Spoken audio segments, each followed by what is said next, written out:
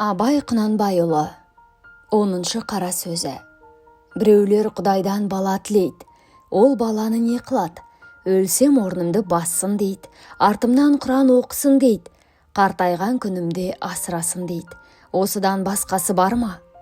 Балам орнымды бассын демек не сөз? Өзіңнен қалған дүние иесіз қалар дейсің бе? Қалған дүниенің қамын сен жемек пе едің? Өліп бара жатқанда өзгеден қызғанып айтқаның ба? Өзгеге қимайтұғын сенің не қылған артықша орның бар ед? Баланың жақсысы қызық, жаманы күйік. Не түрлі боларын біліп сұрадың? Дүниеде өзіңнің көрген қорлығың аз болды ма? Өзіңнің қылған иттігің аз болды ма? Енді бір бала туғызып, оны да ит қылуға, оған да қорлық көрсетуге мұнша неге құмар болдың? Артымнан балам Құран оқысын десең, тірлікте өзіңнің жақсылық қылған кісің көп болса, кім Құран оқымайды? Егер жаманшылықты көп қылған болсаң, балаңның оқыған Құраны сені неге жеткізеді? Тірлікте өзіңе өзің қылмаған істі өлген соң саған балаң кәсіп қылып бере ала ма? Ақырет үшін бала тілегенің балам жасында өлсін дегенің. Егерде ер жетсін десең, өзі ер жетіп, ата-анасын тұзақтан құтқарарлық бала қазақтан туа ма екен? Ондай баланы сендей әке, сенің еліңдей ел асырап өсірмек пе екен? Қартайғанда асырасын десең, о да бір бос сөз. Әуелі өзің, қаруың қайтарлық қартаюға жетемісің жоқ па? Екінші, балаң мейірімді болып, асырарлық болып туа ма жоқ па? Үшінші, малың болса кім асырамайды? Малың жоқ болса қай асырау толымды болады? Баланың мал табарлық болары, мал шашарлық болары, ол да екі талай. Хош, Құдай тағала бала берді, оны өзің жақсы асырай білесің бе? Білмейсің. Әуелі өз күнәңді өзің көтергеніңмен тұрмай, балаңның күнәсіне тағы да ортақ боласың. Әуелі балаңды өзің алдайсың, әне, оны берем, міне, мұны берем деп. Басында балаңды алдағаныңа бір мәз боласың.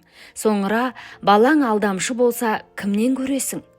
Боқта деп, біреуді боқтатып, кәпір, қияңқы осыған тимеңдерші деп, оны мазаттандырып, әбден тентеттікке үйретіп қойып, сабаққа бергенде молданың ең арзанын іздеп, хат таныса болады деп, қу, сұм бол деп, пәленшенің баласы сені сыртыңнан сатып кетеді деп, тірі жанға сендірмей, жат мінез қылып, осыма берген тәлімің, осы баладан қайыр күтесің бе?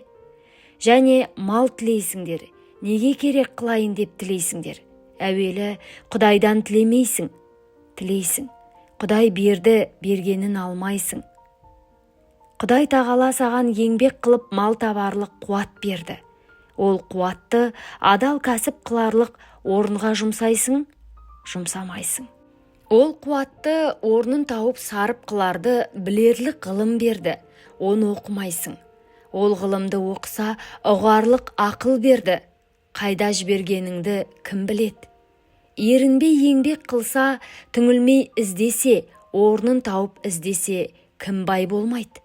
Оның саған керегі жоқ, сенікі. Біреуден қорқытып алсаң, біреуден жалынып алсаң, біреуден алдап алсаң болғаны, іздегенің сол ма? Бұл Құдайдан тілеген емес, бұл абыройын, арын сатып, адам жаулағандық, тіленшілік. Хош, сөйтіп жүріп ақ мал таптың, байыдың. Сол малды сарып қылып, ғылым табу керек. Өзің таба алмасаң, балаң тапсын. Ғылымсыз ақырет те жоқ, дүние де жоқ. Ғылымсыз оқыған намаз, тұтқан ораза, қылған хаж, ешбір ғибадат орнына бармайды. Ешбір қазақ көрмедім, малды иттікпен тапса да, адамшылықпен жұмсаған. Бәрі де иттікпен табады, иттікпен айырылады. Бейнет күйігі, ызасы, сол үшеуінен басқа еш нәрсе бойында қалмайды. Барында баймын деп мақтанады, жоғында маған да баяғыда мал бітіп еді деп мақтанады.